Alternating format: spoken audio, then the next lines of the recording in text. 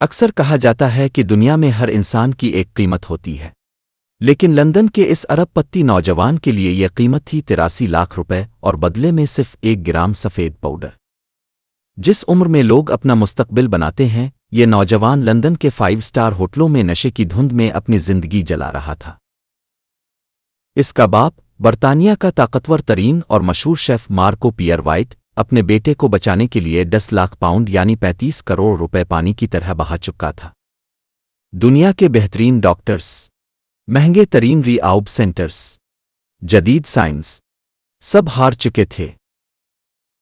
Science جواب دے چکی تھی، دولت تھک چکی تھی، لیکن پھر اسے ایک ایسی جگہ بھیجا گیا جہاں لوگ ٹوٹنے جاتے ہیں، لندن کی ہائی سیکیورٹی جیل۔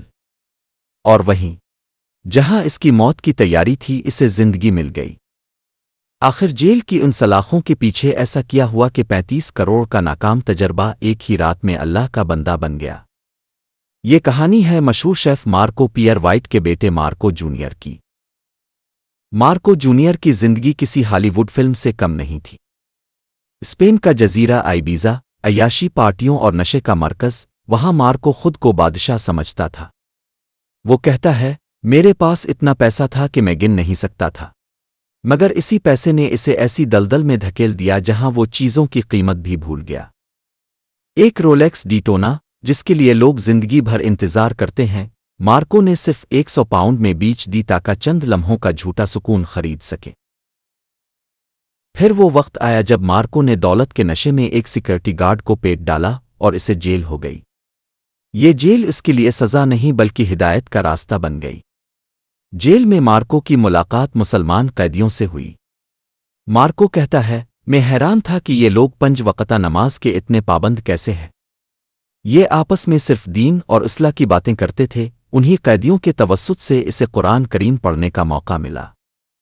قرآن کے الفاظ نے مارکو کے باطن میں وہ انقلاب برپا کیا جو دنیا کی کوئی ری آؤب اکیڈمی نہ کر سکی۔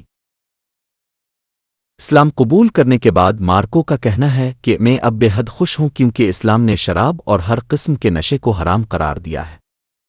5 وقتہ نماز انسان کو برائی سے روکنے میں سب سے بڑا ہتھیار ہے۔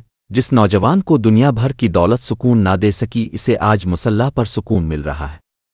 وہ اب ہر قسم کے گناہ سے توبہ کر چکا ہے اور اللہ سے اپنے سابقہ جرائم کی معافی مانگتا ہے۔ ڈاکٹرز کہتے تھے مارکو کبھی نشہ نہیں چھوڑ سکتا، اس کا دماغ تباہ ہو چکا ہے، لیکن اسلام نے اسے ایک ضابطہ دیا۔ قرآن نے اسے بتایا کہ شراب اور نشہ محض گناہ نہیں بلکہ تمہاری روح کی بربادی ہے۔ مارکو کا اعتراف سنیں، 5 وقتہ نماز نے میرا دماغ ریسیٹ کر دیا۔ جو کام 35 کروڑ روپے نہ کر سکے وہ دن کی 5 نمازوں نے کر دکھایا۔ یہ محض مذہب کی تبدیلی نہیں تھی، یہ ایک ڈیجیٹل اور اسپریٹیو ڈی ٹاکس تھا۔ آج Marco Pierre White junior London کی سڑکوں پر ایک نیا انسان بن کر چلتا ہے۔